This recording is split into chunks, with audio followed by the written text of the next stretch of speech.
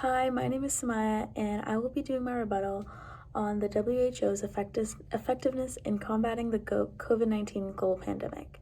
So, for starters, the WHO is the World Health Organization, which was initiated shortly after the end of World War II. Their self-proclaimed mission is, and I quote, attainment by all peoples of the highest possible health.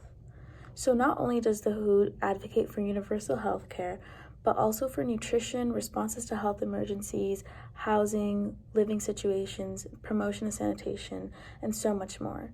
Some of their most notable accomplishments are the reduction of illnesses such as tuberculosis, measles, and most notably polio.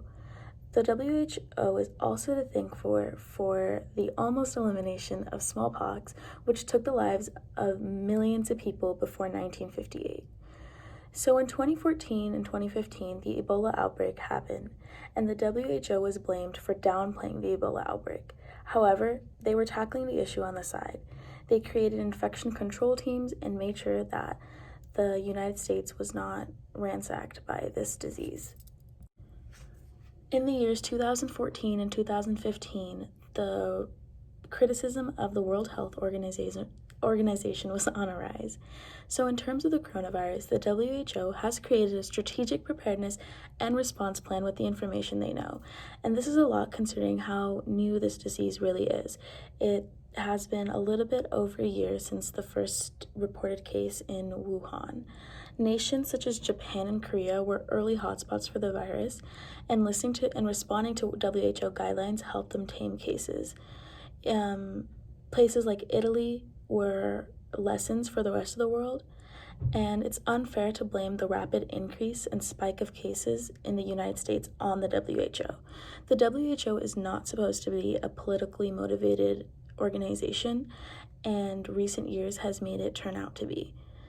The many nations have set an example of how to reason accordingly, and nations like Italy shows what happens when countries are struck by coronavirus awfully. The WHO does what they can in response to this global pandemic, which once again is a new disease. And leaders of the countries, such as the president and governors of each and every state, should be the ones who are held accountable for the outcome of such events. The WHO has also been tracking the coronavirus since the first reported case in China. Many critics like to point out the fact that the WHO has become a politicized organization when it is not supposed to be and was not meant to be when it was created.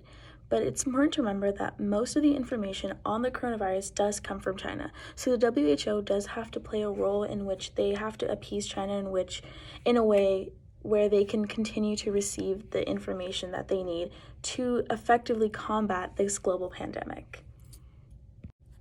An argument made as to why the WHO is not effective was that the WHO only appeals to nations in the United Nations.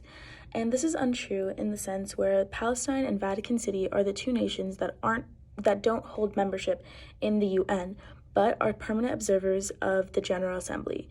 These nations still comply by WHO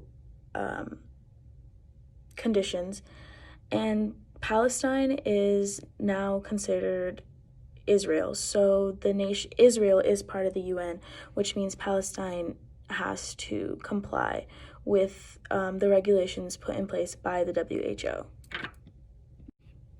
Since his presidency, Donald Trump has left many organizations, including the WHO, and it is in high hopes that with the win of President-elect Joe Biden, we will rejoin the WHO and hopefully come to an end with this awful global pandemic.